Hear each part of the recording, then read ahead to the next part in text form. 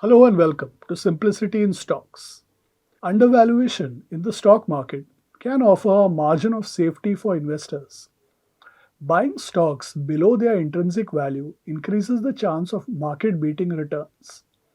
This situation in the market often arises from temporary pessimism, a negative sectoral cycle, or just overlooked fundamentals. However, you must know something important here. Not all cheap stocks are good investments.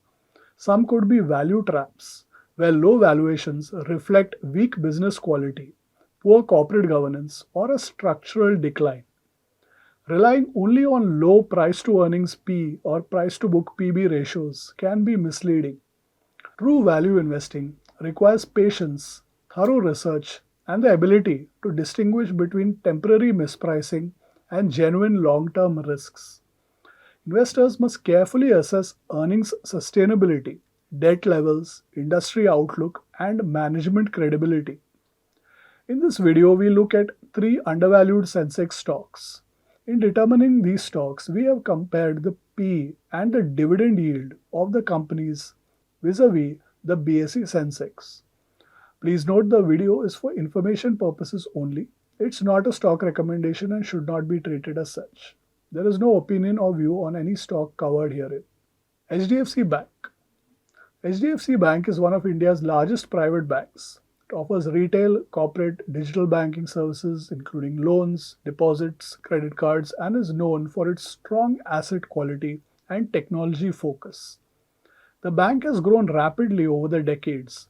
The 2023 merger with HDFC Limited significantly expanded its scale, making it a global banking giant with a vast customer base. The stock of HDFC Bank is cheaper when compared to the BSE Sensex companies based on both the P ratio and dividend yield. In fact, it's cheaper even in terms of the PB ratio. Recently, the bank reported quarterly numbers. It was a stable Q4 with steady profit growth, modest expansion in net interest income, and strong balance sheet numbers. However, margins remained under pressure after the HDFC Limited merger, which is something investors are closely watching. The board recommended a final dividend of Rs 13 per share for FY26. Including the earlier Rs 2.5 interim dividend, the total FY26 dividend comes to 15.5 rupees per share. Infosys. Infosys is one of India's leading IT services and consulting companies. The company's business involves digital transformation, including cloud, AI, data analytics, and outsourcing services. The company's PE has shrunk recently due to a sharp selling pressure in the stock. Worries over AI has led to selling pressure in almost every IT stock. This has led to the PE shrinking to 16.3 versus the BSE Sensex PE of 21. Stock's dividend yield is 4.1%. Infosys' long-term prospects will be driven by digital transformation, cloud adoption, and growing AI opportunities, supported by its strong global client base and consistent deal wins. However, short-term growth remains subdued due to weak global IT spending, especially in the US and Europe. Margin pressures and changing client priorities due to AI are other concerns. While AI offers some new revenue streams, it's likely to disrupt traditional IT outsourcing. ITC.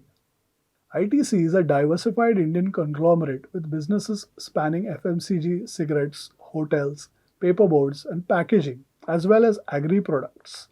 Its cigarette business drives strong cash flows, which funds the rapid growth in FMCG brands like Ashirwad, Sunfeast, and Bingo. The ITC dividend yield is attractive and way above that of the Sensex. The stock is only slightly undervalued in terms of P. ITC has steady long-term prospects driven by strong cash flows from cigarettes and growing FMCG, agri, and paper businesses. Its FMCG segment is scaling up, improving margins, and reducing dependence on tobacco over time. The recent hotel demerger has unlocked value and improved the focus of the management. However, regulatory risks on cigarettes, intense FMCG competition, and slower than expected margin expansion remain the key concerns for investors.